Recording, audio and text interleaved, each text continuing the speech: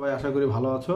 আজকে তোমাদেরকে আমি অষ্টম শ্রেণীর এই যে সংখ্যা প্যাটার্ন সম্পর্কে কিছু ধারণা দিব, যেটা তোমরা আসলে এটা শুধু অষ্টম শ্রেণীর জন্য না, অনেকে চাকরির ক্ষেত্রেও এই প্যাটার্ন খুব উপকারী।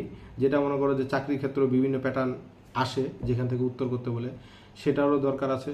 আবার মনে করো যে অষ্টম শ্রেণীর তোমরা যারা শিক্ষার্থী, প্রথম অধ্যায়ে তোমাদের প্যাটার্ন সম্পর্কে কিছু ধারণা দিব, সেটা সম্পর্কে তোমরা উপকৃত হবা।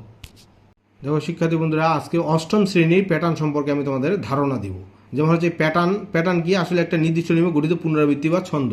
এই প্যাটার্ন কিসের হয়? সংখ্যাতে হইতে পারে, ত্রিভুজে হইতে পারে, কোনো জ্যামিতিক আকৃতি হইতে পারে, তারপর হচ্ছে মনে করো যে প্রাকৃতিক ভাবে হইতে পারে। যেমন হচ্ছে কি সংখ্যা প্যাটার্ন তো জানো এই যেগুলা। আর জ্যামিতিক আকৃতি যেমন হচ্ছে এই যে মনে করো বৃত্ত ত্রিভুজ এরকম যদি থাকে। আবার রঙের প্যাটার্ন লাল নীল এইভাবে যদি রঙের প্যাটার্ন থাকে, যেহেতু তোমাদের ওগুলো নেই, তোমার সংখ্যা প্যাটার্ন সম্পর্কে আজকে ধারণা দিব।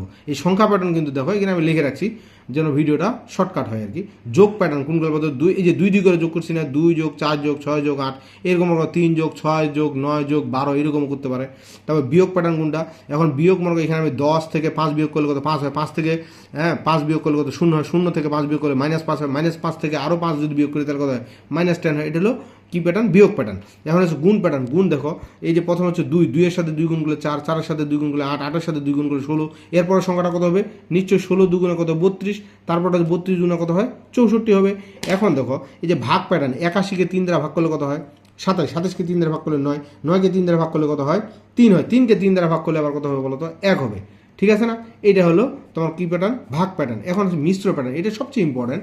এই মিশ্র প্যাটার্নটাই সাধারণত গন্ডগোল করে সবচেয়ে বেশি। এখন মিশ্র প্যাটার্নটা যেমন দেখো এখানে 2 এর সাথে 2 যোগ করলে কত হবে? 4, তার মানে এখানে 2 যোগ। আবার দেখো 4-এর সাথে 2 এইখানে গুণ করে কত? 8 হয়েছে না?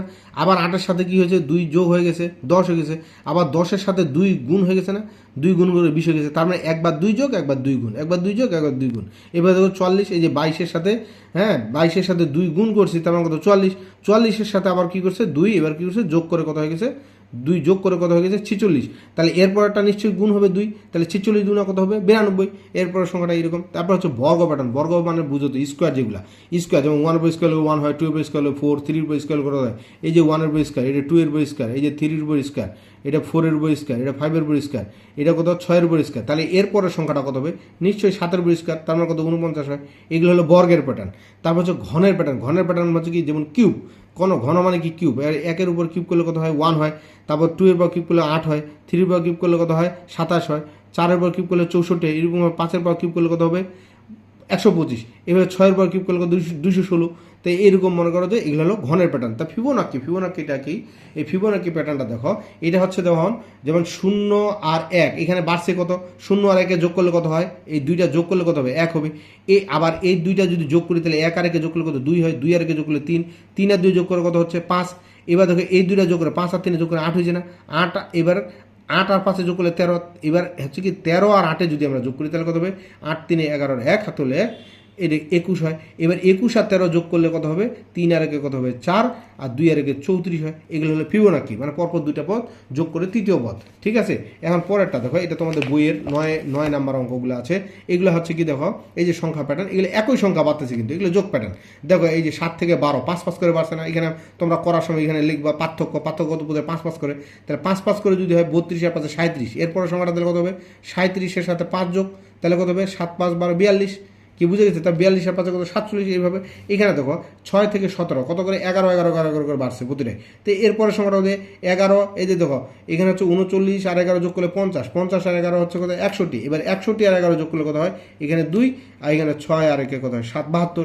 এগুলো হলো তোমার যোগ প্যাটার্ন। এখন দেখো আরও কয়েকটা, এগুলো হচ্ছে কি যেমন ফিবোনাক্কি প্যাটার্নটা আমি তোমাদেরকে বুঝাইলাম। এটা আরেকটা আছে তোমাদের বইয়ের 10-এর ক নাম্বারটা। এখানে যেমন দেখো 1 আর 1-এ যোগ করলে কত হয়েছে? 2, 2 আর 1-এ যোগ করলে 3, 3 আর 2 যোগ করলে কত? 5, 5 আর 3 যোগ করে কত? 8, 8 আর 5-এ কত হয়? 13। এখন 13 আর 8-এ কত হয় বলো তো? 21, 21 আর 13 যোগ করে কত হয়? 34। দেখো ঠিক আছে? এবার 34 আর 21-এ যোগ করো। এই 34 আর 21-এ যদি যোগ করি 4 আর 1-এ কত হয়? 5 হয়। আবার 3 আর 2-এ কত হয়? 5 হয়, 55 হয়। তো এইরকমভাবে এটা হয়। এই দেখো মিশ্র প্যাটার্নটা এটা তো তোমাদেরকে, এই যে দেখো এখানে কত হয়? 4 আর 4 এখানে বাড়ছে কত? পার্থক্য যদি আমরা বাইর করি, এখানে পার্থক্য কত হচ্ছে বলো তো? পার্থক্য হচ্ছে কত? এখানে 0, এখানে পার্থক্য কত? 1, এখানে পার্থক্য 1, এখানে পার্থক্য 2। আচ্ছা দেখো তো পার্থক্যগুলো কীভাবে বাড়ছে? এখানে 0 আর 1 1, 1 আর 1 2, মানে ফিবোনাকি 1 আর বাড়ছে না? তার মানে কত হয়? 5 আর 3, এই যে দেখো 8 বাড়ছে, এই জন্য হচ্ছে কত? 11 আর 5 কত? 16, 16 আর 8 কত হবে? 24। এবার তাহলে কত হবে? 8 আর 5 কত হবে? এখানে 13 হবে না? এবার 24 আর 13 যোগ করো, তাহলে কত হয়? 4 আর 3 কত হয়? 7, আর 2 আর 1 কত হয়? 3, 37। এবারে তাহলে কত হবে? এবার পার্থক্য কত? 8 আর 13 কত হয়? 8 3 11, 21 বাড়বে। এবার 37 সালের সাথে 21 যোগ করলে আবার যে সংখ্যাটা আসবে সেটা হয়ে গেল ইয়া। তো এটা দেখো, এটা তো তোমাদেরকে বুঝালাম। এখন হচ্ছে একটি প্যাটার্ন এর মধ্যে কতম পদ যদি 3 ক হয়, হ্যাঁ 3 ক প্লাস 1 হয়, তাহলে প্যাটার্নটির 50তম পদ কত হবে? তাহলে 3 গুণন 50, এই যে কতম পদ মানে কি? কতম পদ হতো, তার মানে কি 50তম পদ, কয়েক জায়গায় 50 বসালাম, 3 গুণন 50 150 যোগ 1 151। ঠিক আছে, এইভাবে তোমরা করতে পারো।